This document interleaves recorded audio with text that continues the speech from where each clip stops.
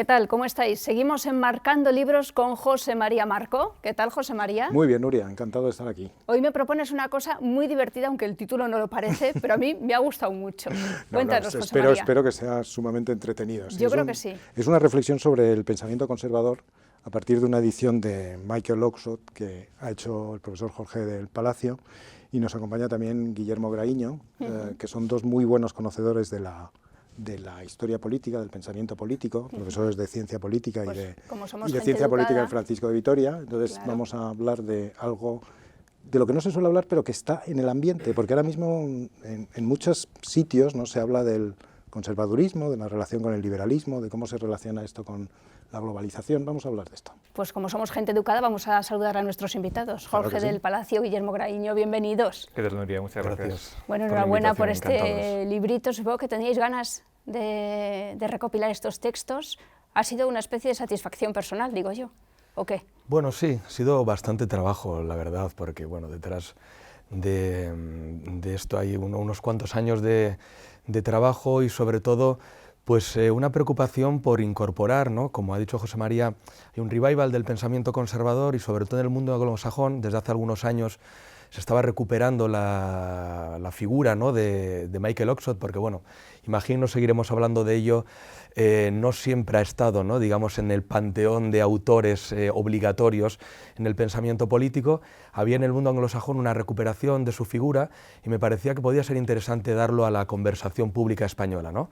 Estos textos ya existían antes, es decir, que había una edición de Fondo de Cultura Económica hace algunos años, pero no circulaban con facilidad, era un volumen bastante costoso y por tanto me parecía que darlos en alianza de bolsillo, en una edición de bolsillo, pues podía ser interesante, ¿no? A ellos les gustó el proyecto y bueno, pues empecé con ello y al final pues una intuición que había ahí, por fin, después de unos cuantos años ya lo podemos tener, tocar, palpar y leer, ¿no? Jorge es el recopilador y el traductor también, porque has hecho una nueva traducción de los textos, por lo que entiendo, ¿no? Sí, exacto. Sí. O sea, es una Es traducción... interesante porque Michael Oxford es un autor literariamente exigente. No escribe de una manera trivial, es un profesor, fue profesor mucho tiempo, pero tampoco es un profesor al uso, es decir, los textos no son... No sé si hoy Michael Oxford podría dar clase, la verdad. La verdad es que yo creo que la filosofía académica y la filosofía política pues muchas veces es injusta con respecto a quién lleva su panteón, digamos, ¿no? Y entonces, pues, por ejemplo, de los departamentos de filosofía política o teoría política nos hemos pasado muchos años leyendo a tostones impresionantes, ¿no? Como John Rawls, etcétera. Y bueno, pues es divertido recuperar autores que de verdad son divertidos, ¿no? y que uno disfruta leyendo, entre ellos pues Michael Oxford, ¿no? Sin duda. Hablando de panteón, tenemos que presentar a Michael Oxford. Dicen en la introducción, hablando de panteón, dijeron las cronológicas en aquel tiempo cuando murió, 1990, si no me equivoco, dice en la introducción de este libro, así lo acreditan los obituarios de los principales periódicos ingleses. En opinión de The Times, Oxford fue uno de los filósofos políticos más sobresalientes del siglo XX. Según The Guardian, Oxford fue quizás el filósofo político más original de la centuria. Para Independent, Oxford había realizado la más elocuente y profunda defensa filosófica del conservadurismo que el presente siglo haya producido. Yo trato de simplificarlo y de contarlo en la introducción. Este tipo de valoración de Oxford no siempre ha sido así, ¿no? O sea, realmente Oxford ha estado fuera de los currículos importantes y quizás porque, y imagino que de esto iremos hablando, ¿no?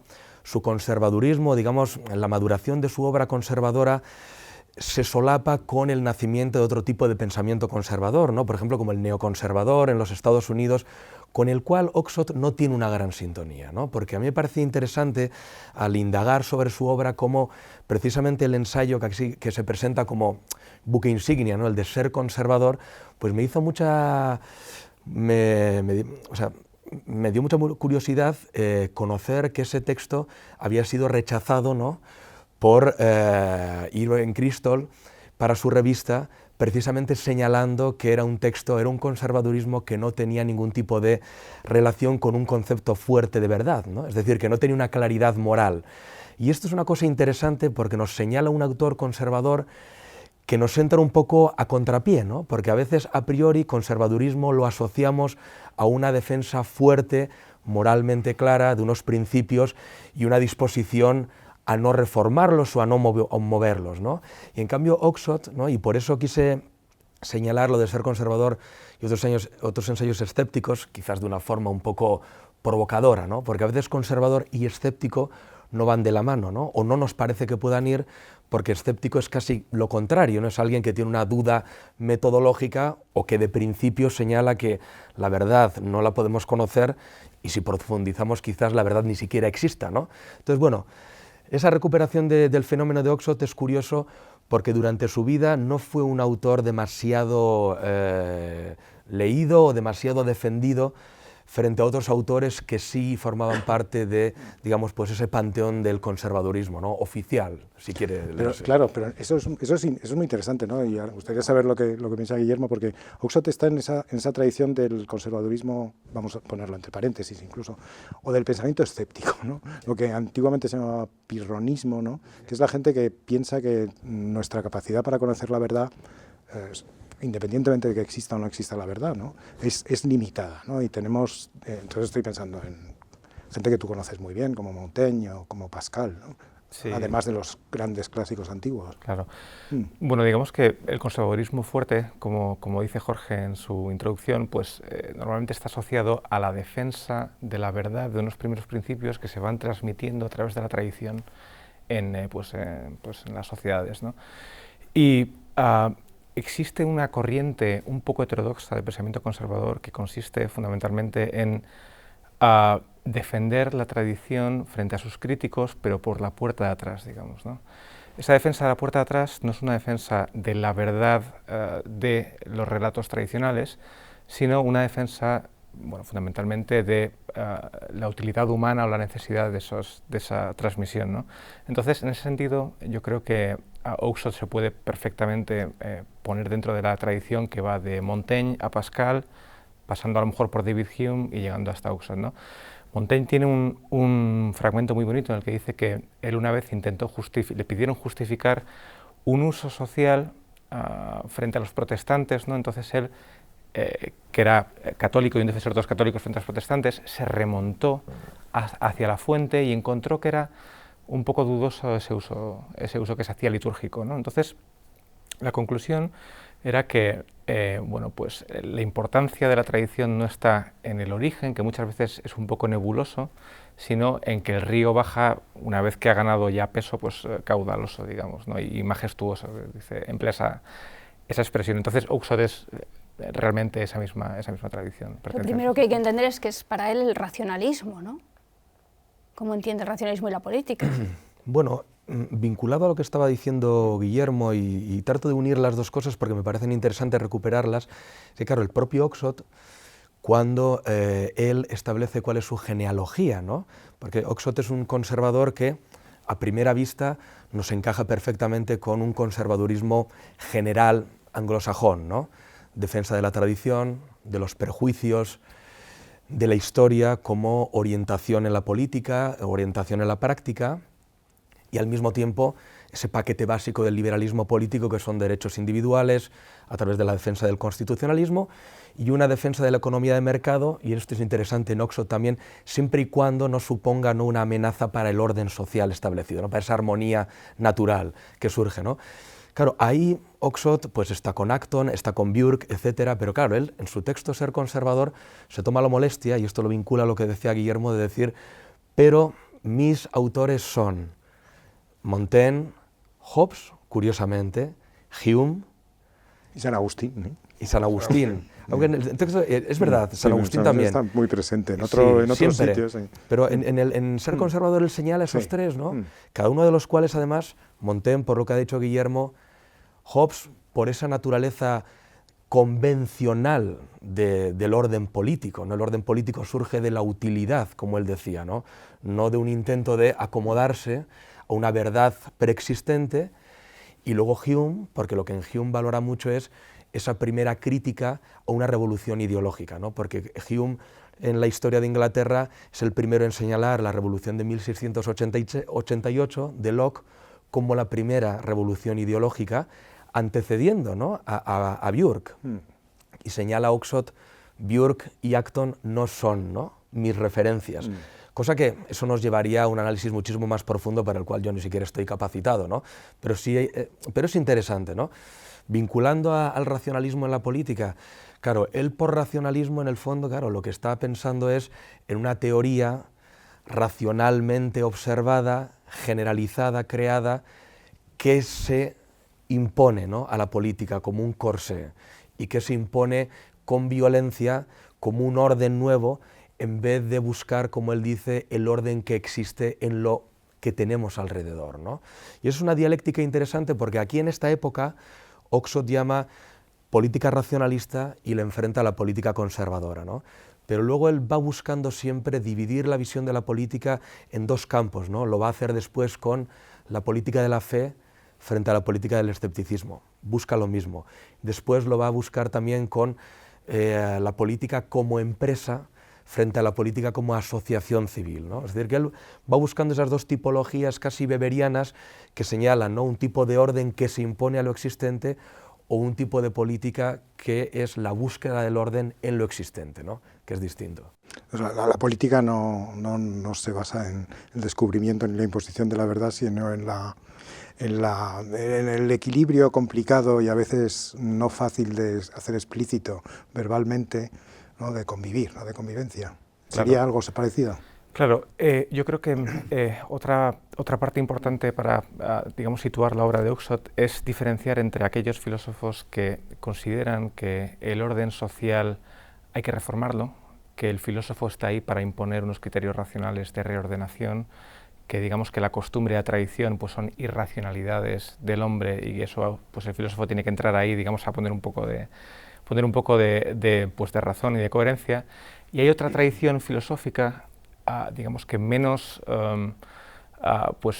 soberbia desde el punto de vista filosófico, ¿no?, que acepta que el orden prefilosófico tiene un cierto sentido y que no hace falta, digamos, que el filósofo cuando entra a reordenarlo lo que hace es dejar el mundo patas arriba, ¿no? Entonces, los políticos también, entonces. Los políticos también, claro. Entonces, digamos que hay una valoración muy diferente del orden político en ambas tradiciones, ¿no? Una considera que el orden político es la forma que los hombres tienen de reordenar un mundo prepolítico de la costumbre, de la tradición, etcétera, que es irracional, que es absurdo, etcétera, y otros, en cambio, creen que, aunque a lo mejor puedan creer o no puedan creer, depende, en el origen de esas tradiciones, pues consideran que, digamos que la espontaneidad del orden social es muy superior a la reordenación que el hombre hace después de ella, ¿no? ¿Cuánto es un hombre de su tiempo? Quiero decir, le tocó vivir lo más importante del siglo XX.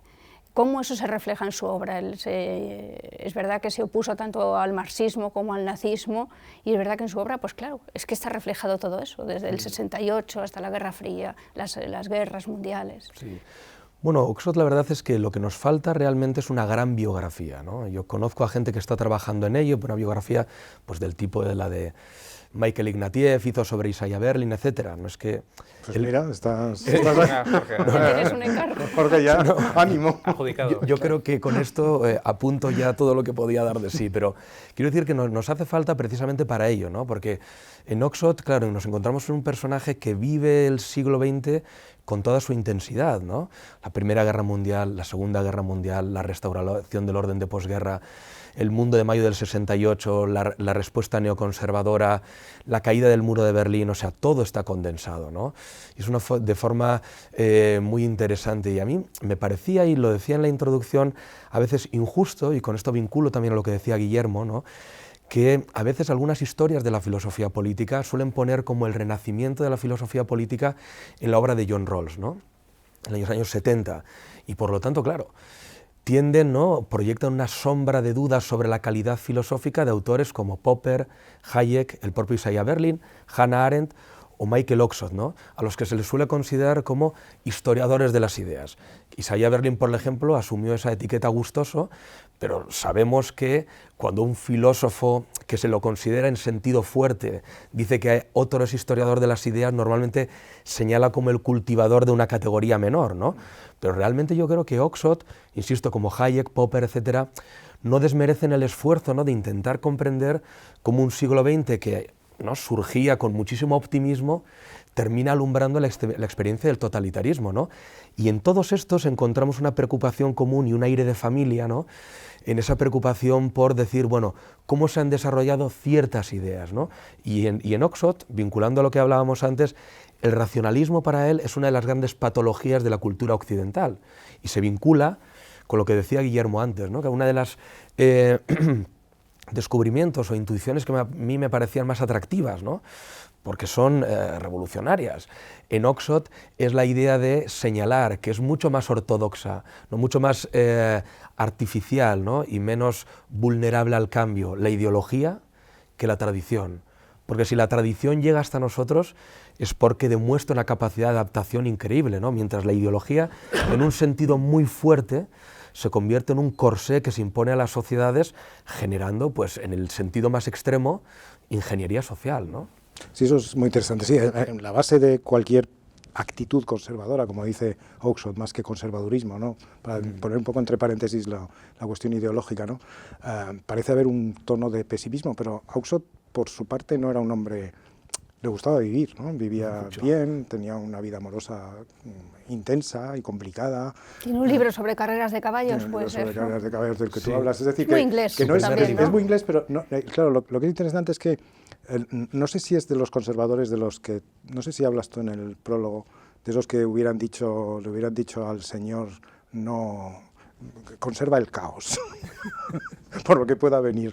¿Cómo es esto del pesimismo conservador y hasta qué punto la actitud conservadora puede no ser, no identificarse con una actitud tan pesimista o tan lóbrega, como muchas veces lo identificamos? Sí, claro, yo en ese sentido creo que sí que hay un punto de fricción de Oxford con el verdadero, entre comillas, pensamiento conservador fuerte, ¿no? Porque, pues al contrario que pues, MacIntyre o otros autores que consideran que la modernidad es un proceso de descomposición moral, etcétera, pues Oxford valora mucho en los primeros siglos de la modernidad, ¿no? Por eso le gusta tanto Montaigne, etcétera, ¿no? En esos primeros siglos, en la lectura de Oxford se produce un florecimiento, digamos, de la individualidad, ¿no? Y entonces ese florecimiento de la individualidad para él es muy positivo. Eso evidentemente pues, chirría un poco con algún pensamiento conservador más fuerte, ¿no? El problema es que ese florecimiento de la individualidad pues, en la modernidad produce también una némesis, ¿no? una contraparte, que es el advenimiento del hombre frustrado, ¿no? El hombre que no desarrolla su individualidad, no desarrolla su espacio propio como diría el ideal de la libertad, digamos, ¿no?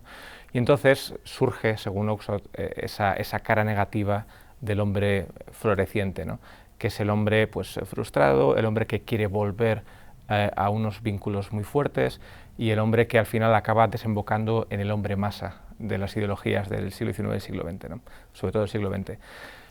Claro, en ese sentido yo creo que la idea de la valoración positiva del florecimiento personal en uso de la plena modernidad pues, bueno, chirría un poco con un pensamiento pues, conservador más ortodoxo. Pero más también fuerte. es muy interesante. Fascinante, Claro. absolutamente. Sí. Si pudiera añadir algo a lo que dice Guillermo y vinculado a lo que decíais vosotros, ¿no? Claro, ese hecho de que Oxford, el primer libro que publica, ¿no?, y vinculado también a lo que decías antes, ¿no?, ¿podría sobrevivir hoy Oxford en la academia? Pues el primer libro que publica pues es, no sé, es el libro sobre cómo apostar en carreras de caballos, ¿no? O sea, un personaje muy hedonista, muy socarrón, muy disfrutón, ¿no? Pero nunca dice trivialidades, ¿eh? Que ahí es que hay una pendiente fácil hacia la trivialización que la que tiene una frase no llega. Sí, muy interesante, ¿no?, que él les dice: yo soy conservador en la política para ser radical en todo lo demás, ¿no? Es decir, allí, claro, sobre Oxford estamos aprendiendo todavía, porque se están publicando ahora sus diarios personales, sus notas, y eso está generando nueva teoría sobre Oxford, ¿no? Y yo hablaba con uno de sus discípulos, Noel O'Sullivan, que me pasó un ensayo muy interesante que él va a publicar como Oxford lector de Nietzsche, ¿no? Es decir, que Oxford es un gran lector de Nietzsche. Él no lo proyecta en su obra, que tiene un contenido más político, pero en sus diarios está, ¿no? Se considera un hombre dionisiaco, ¿no? Entonces, claro, ¿cómo compaginamos esta cosa, ¿no?, esta cosa hedonista, dionisiaca, pero que al mismo tiempo exige para ese disfrute una realidad conservadora, ¿no? ¿Qué pensaría de Rousseau? De Rousseau, Pues la verdad, no creo que tendría una gran opinión, pero... Lo digo por esa vertiente hedonista y de que cada uno tiene que seguir su camino. Sí, en realidad Rousseau sería el perfecto ejemplo de esa otra cara de la modernidad que produce el florecimiento individual, digamos, ¿no? Es el perfecto ejemplo de un nuevo pensamiento que surge en reacción contra ese florecimiento individual y que tiene una nostalgia sobre un vínculo orgánico, social, digamos, profundo, ¿no? Claro, es que son las dos caras. Aunque intuyo que la vocación de moralización pública de Rousseau seguramente no le gustaría demasiado a Oxford, ¿no? Pero yo creo que apreciaría, o no lo sé, aquí me he lanzado a la piscina sin ningún tipo de problema, apreciaría la belleza de la escritura de Rousseau, su sensibilidad, su finura. Seguro. Su delicadeza, ¿no? Eso seguro. Esa capacidad de Rousseau para comprender la naturaleza, para los sentimientos, eso yo creo que lo apreciaría. Seguro. Y en ciertos sentidos, bueno, Rousseau es otra cosa, ¿no? Pero es la irracionalidad a veces. De todos modos, me gustaría hablar del conservadurismo hoy, ¿no? Es decir, Claro, cuando coges un libro así, sí, eso es, sí. ¿Qué podemos sacar hoy? ¿Qué lecturas buscas? ¿Cómo se traduce hoy, independientemente de Oxford incluso, ¿no? Hoy una actitud conservadora, ¿no? ¿Qué es lo que se podría defender? ¿Qué es lo que tenemos que conservar? Sí. ¿Qué es lo que podemos conservar? Bueno, yo creo que hoy estos días son unos buenos días para ser conservador, ¿no? Vivimos un buen tiempo para ser conservador. ¿Por qué? Pues porque la opinión dominante, entre comillas, es una opinión crítica, anticonservadora, progresista, por así decir, ¿no? Entonces, la carga de la prueba la tienen ellos en lugar de cuando vivimos en un mundo tradicional, que la carga de la prueba tenemos nosotros y ellos tienen la función de criticar, ¿no? Entonces, cuando existe una especie de consenso que ha derivado en una teoría tan delirante como la que vivimos hoy, ¿no? Pues con todos estos nuevos feminismos, el pensamiento más radical, etcétera, pues me parece que el conservadurismo puede tomar la bandera del sentido común, ¿no? Entonces, en ese sentido, Oakeshott es un autor perfectamente apropiado para los tiempos que vivimos porque precisamente asume la vertiente crítica del pensamiento conservador, ¿no? Entonces, digamos que está en una posición de argumentación muy cómoda, ¿no? Porque es la posición de destruir un proyecto que es delirante, en mi opinión, que es el proyecto de los grandes ideólogos de hoy, ¿no? Me parece interesante que Oxford, uno de los primeros restauradores o revitalizadores de su pensamiento, paradójicamente, es Richard Rorty. Es decir, que claro, Oxford es un conservadurismo que permanece oculto, mientras que la parte fuerte del conservadurismo se la lleva el discurso neoconservador, pero claro, con la posmodernidad, con la ruptura de las grandes narrativas, pues en el libro Contingencia, Ironía y Solidaridad, pues Rorty le dedica unas páginas muy interesantes a Oxford, ¿no? Porque claro, Oxford nos dice que la moral, la ética, la política no pueden ser aplicación de grandes principios pensados al margen de la praxis, sino que la moral, la ética y la política son, él le llama, lenguajes vernáculos, es decir, que son formas conversacionales en las que una sociedad ha decidido que arregla sus principios, ¿no? La política, sus códigos morales, la ética, y en ese sentido, claro, hay una recuperación en el mundo posmoderno que no deja de ser ambigua, ¿no? De hecho, el legado de Oxford hoy está dividido entre quienes reclaman que al final Oxford es más liberal que conservador y quienes reclaman que es conservador, ¿no? Porque el propio Oxford da pie a esa ambigüedad, porque al mismo tiempo que en los años 50, 60, 70 él se declara conservador, al final de su vida la palabra conservador va cediendo espacio a la palabra liberal, ¿no? Es decir, se puede mantener siempre en un ámbito de centro-derecha si queremos, pero va cediendo, ¿no? Y luego hay otra cosa también, que algunas personas que han leído este libro a mí me han comentado, ¿no?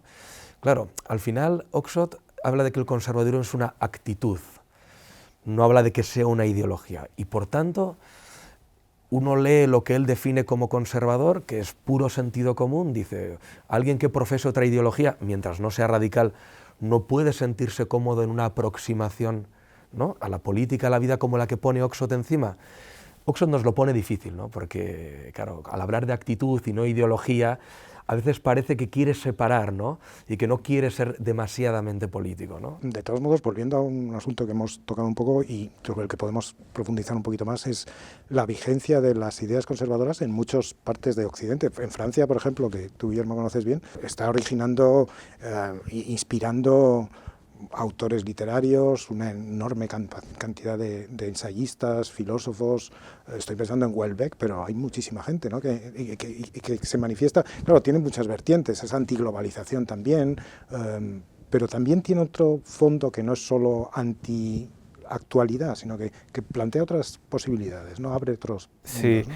Sí, bueno, pues un poco insistiendo en lo que habíamos comentado antes, ¿no? Pues digamos que la pendiente por la que se ha ido deslizando el pensamiento de izquierda, que no sabemos dónde va a acabar, ¿no? En los últimos 20-30 años, es, digamos, tan contraria al sentido común, digamos que ha tomado unos caminos tan alejados de la razonabilidad, digamos, que es verdad que el pensamiento conservador o la actitud conservadora, pues al final es la actitud a adoptar por la gente que guarda un poco de sentido común, o que entonces, como insisto, es un momento muy fácil para los intelectuales de abrazar el conservadurismo. ¿Y qué tenemos que conservar? ¿Qué conservamos hoy en día? Claro.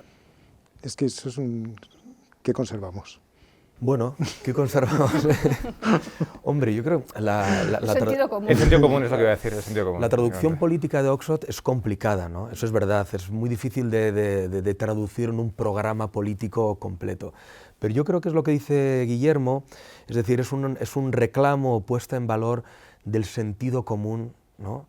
De una especie de barrera que nos permite detectar cuando la teoría política empieza a irse más allá de lo humano y lo que realmente podemos reconocer como propio, ¿no? Eso hace que, pues no sé, como hemos dicho, una persona de otra ideología lea esto y se sorprenda a sí mismo diciendo, jolín, pues quizás estoy más cerca de esto que de una propuesta radical de derecha o de izquierda, ¿no? Es decir, un reclamo de sentido común que en tiempos extremos recibe un nuevo valor, ¿no? En España, ¿cómo se podría traducir eso? Pues no lo sé. Pues cuando Oxford habla de qué es ser conservador, pues entender cómo una comunidad se ha dado a sí misma la manera de entender la política. Pues seguramente una defensa razonable de la Constitución, ni más ni menos, ¿no? Pero un poco iría en ese sentido.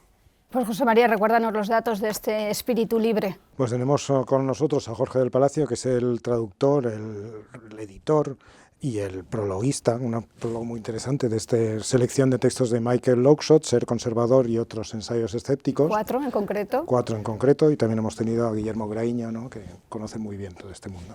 Publicado por Alianza Editorial. Alianza Editorial, efectivamente. Pues Jorge, Guillermo, muchas gracias. Muchísimas gracias, Nuria. A vosotros por el interés Un y placer. la invitación. Gracias.